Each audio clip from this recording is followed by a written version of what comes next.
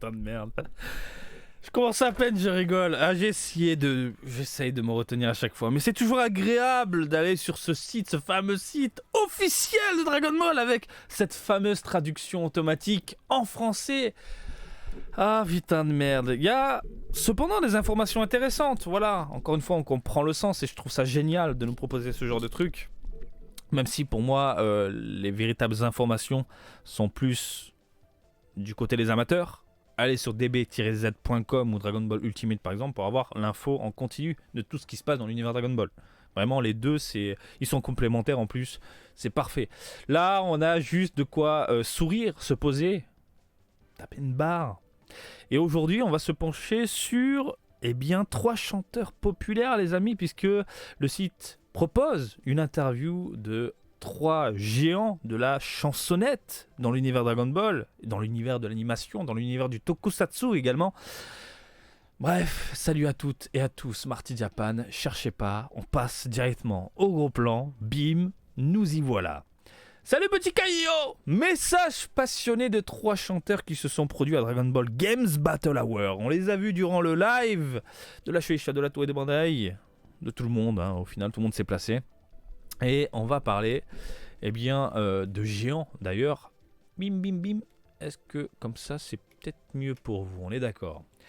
Pendant Dragon Ball Games Battle Hour, pendant les Dragon Ball Games Battle Hour qui s'est déroulé sur 2 jours du 19 au 20 février, il y a eu un spectacle spécial à la mi-temps où 3 artistes musicaux ont interprété leurs chansons thématiques Dragon Ball de toute la série.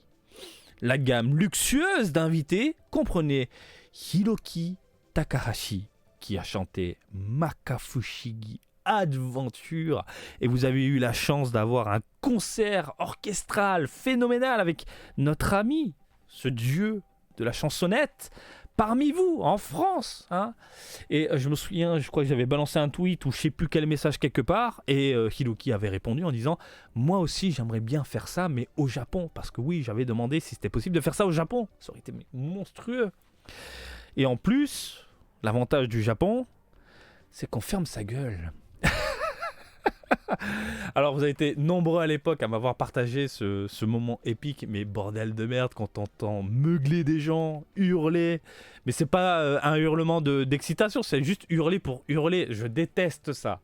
Et j'ai vu que c'est devenu la mode dans les cinémas, mais bordel de merde, qu'est-ce qui se passe? Bref.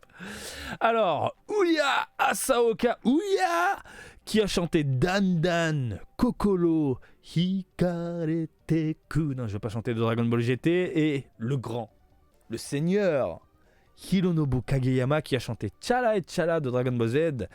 Et oui, Gota Power. Hironobu Kageyama, c'est papa, c'est Dieu. Il a fait énormément de punning dans l'univers de l'animation, du Sanseiya entre autres. Il a fait aussi la voix dans La Petite Bague, dans la série Garo. Oh là là, mortel. Hironobu Kageyama qui a été écarté de Dragon Ball avec le temps. Je soutiens mon ami qui a plagié. Non, il a pas plagié, machin. Tu sais quoi, tu vas dégager avec. Mais comment ça? Ton ami, il a plagié, il a fait des chansons, background Dragon Ball et tout, mais tu le dégages. Et puis tu dégages aussi. Et j'adore la personnalité de ce gars, c'est un super bon vivant. Et j'ai eu la chance d'assister à des concerts au Japon de ce grand monsieur. Et les concerts au Japon sont chiants. Alors je sais pas si je vous l'ai déjà dit, peut-être dans une autre vidéo. Mais dans les concerts d'animé, etc., les chanteurs de temps en temps ils se posent, voire même souvent, et ils racontent des petites anecdotes. Et l'anecdote qui m'a marqué, c'est Dragon Ball GT. Je crois que je vous l'ai raconté, mais c'est toujours bon de réentendre cette petite histoire.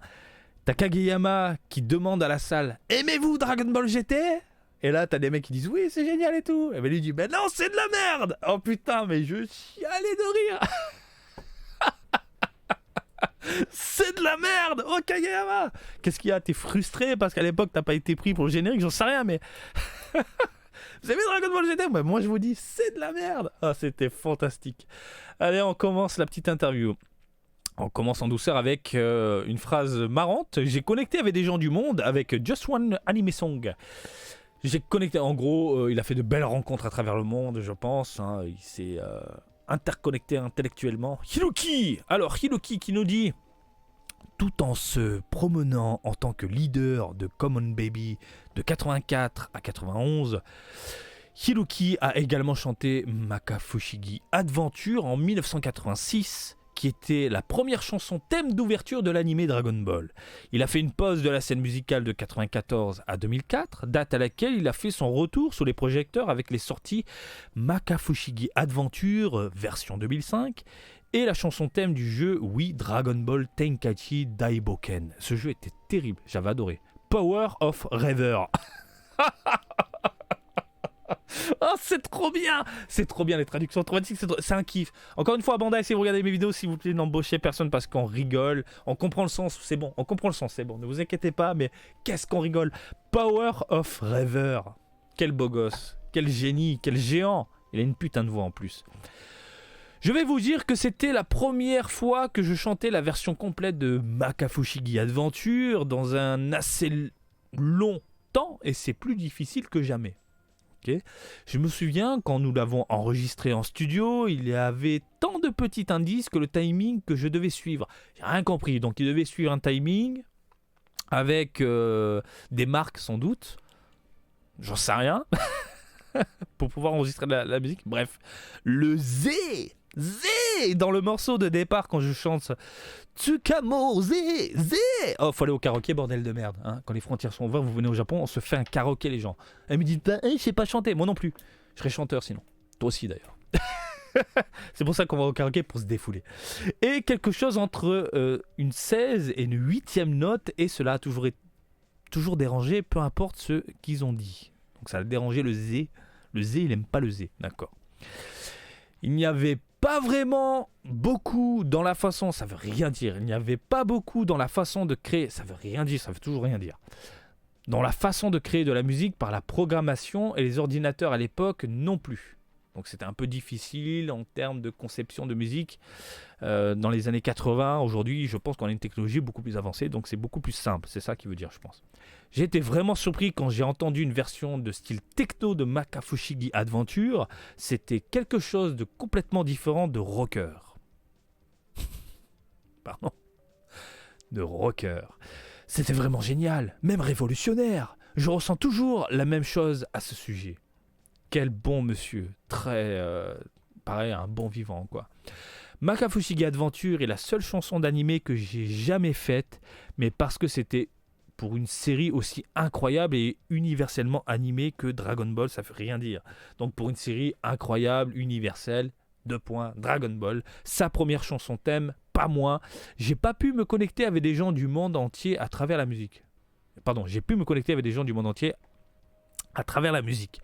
Je ne peux même pas commencer à exprimer à quel point je suis reconnaissant envers Akira Toriyama et Dragon Ball. J'ai chanté Makafushigi Adventure pour la première fois quand j'étais dans la vingtaine, dans la vingtaine, et c'est toujours la même qu'à l'époque. Mais je pense peut-être qu'il y a un peu plus de maturité à ce maintenant. Mais je pense qu'il y a un peu plus de maturité à ce maintenant. Aujourd'hui, j'ai un peu plus de maturité.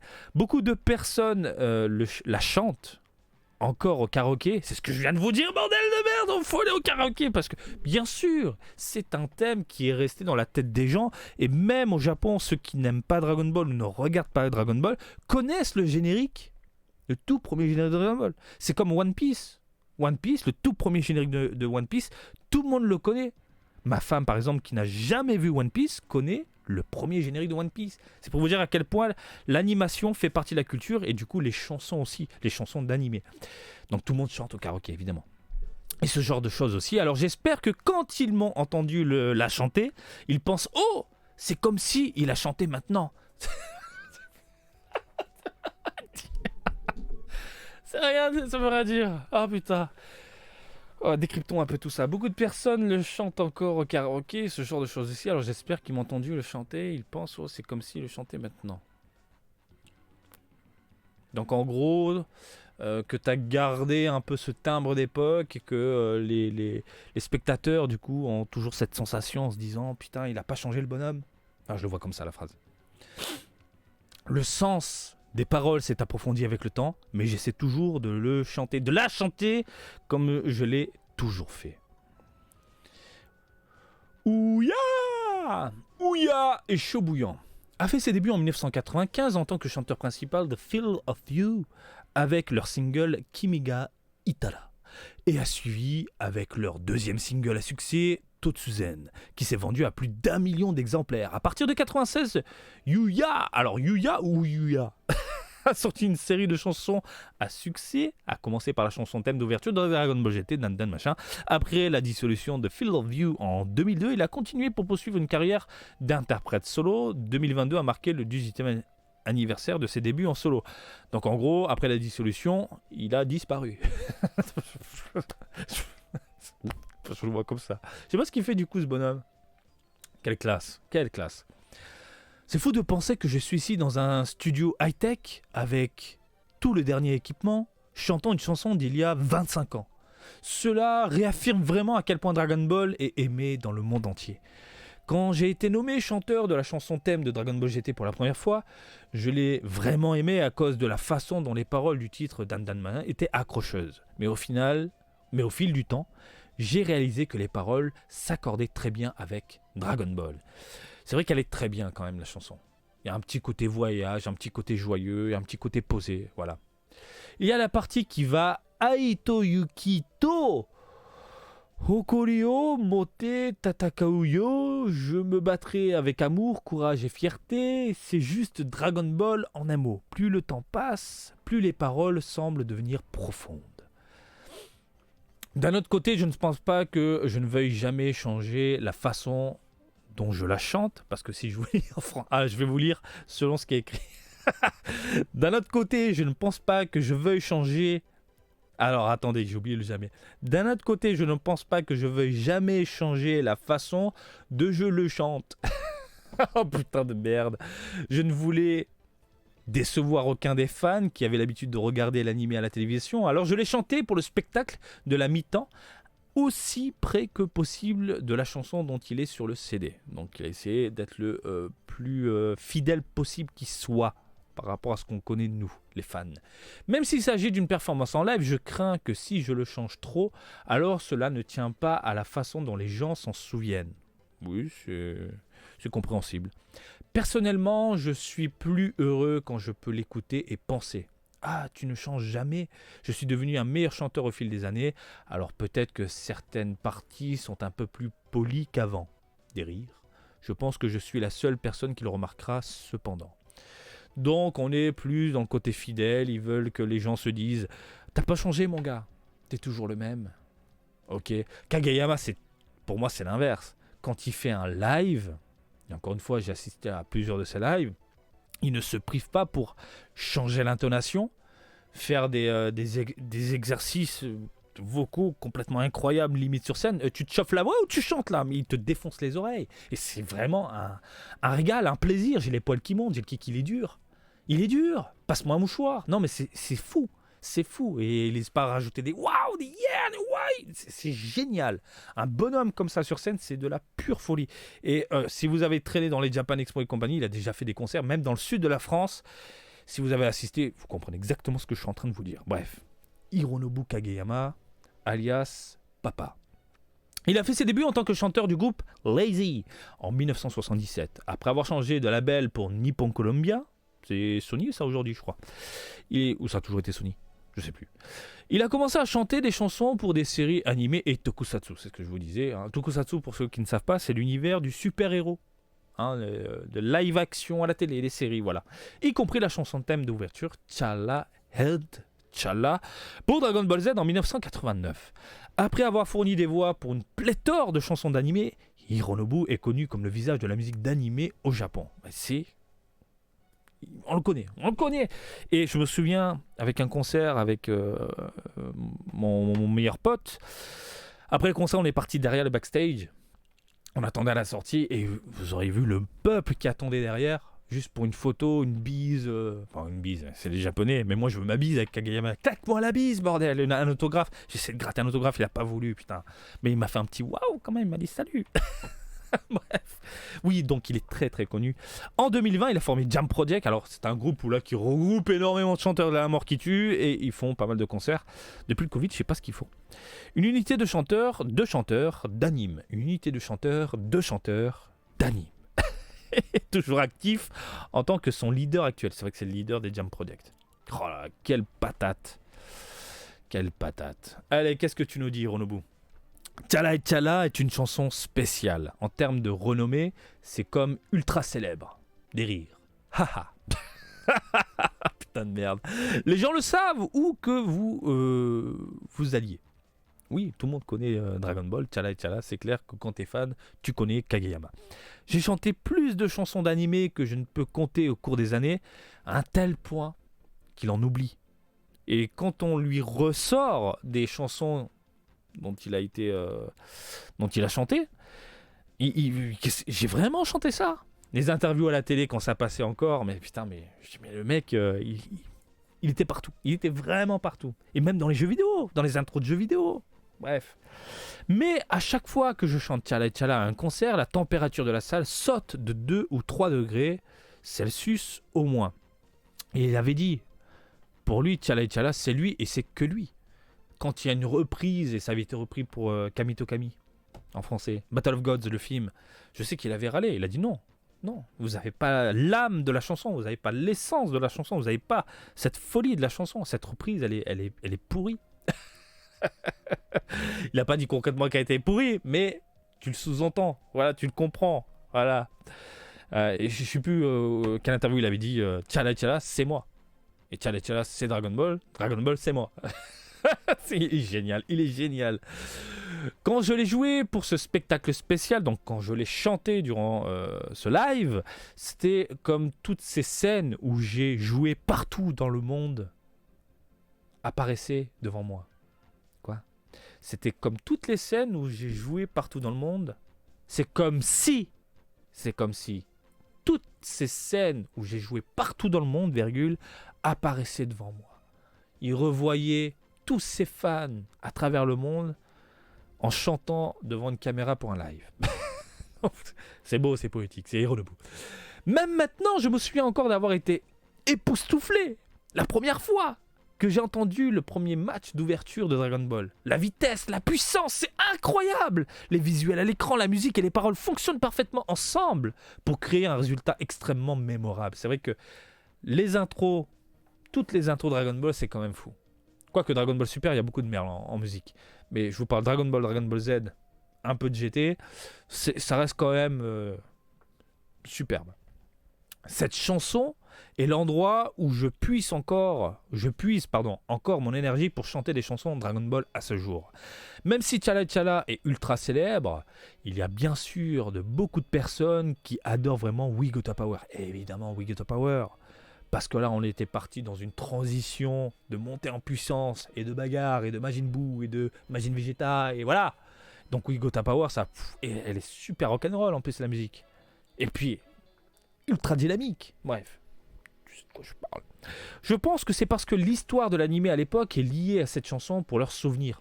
Totalement, mon gars. On a grandi avec les grands rebondissements dont ils se souviennent, ce qui se passait dans leur vie au moment où ils l'ont regardé pour la première fois.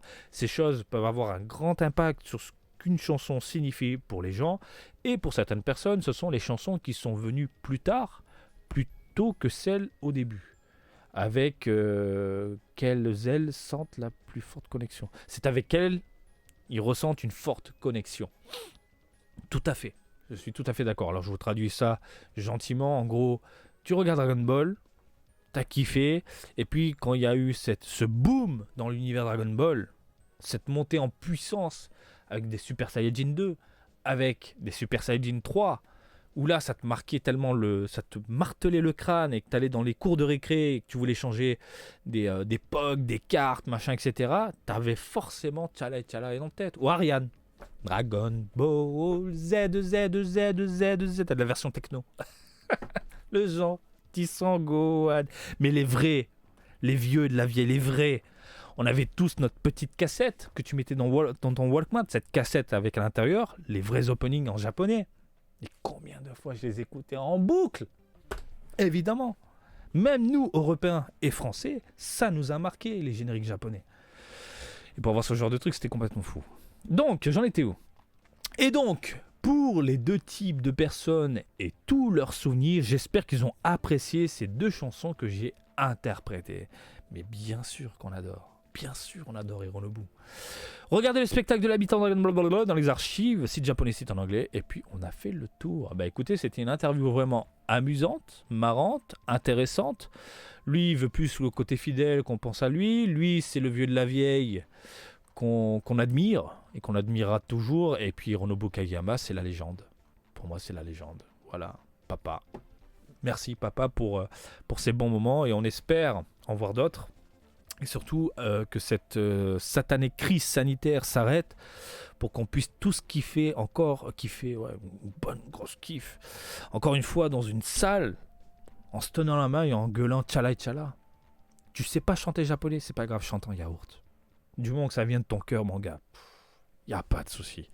Karaoké les gens. Bref, les amis, j'espère que cette petite vidéo du jour vous a plu. Comme d'habitude, je vous invite à me suivre sur Twitter, Facebook et Twitch. Marty Japan. Et je vous dis à très bientôt. Allez, salut, bisous, ciao, ciao!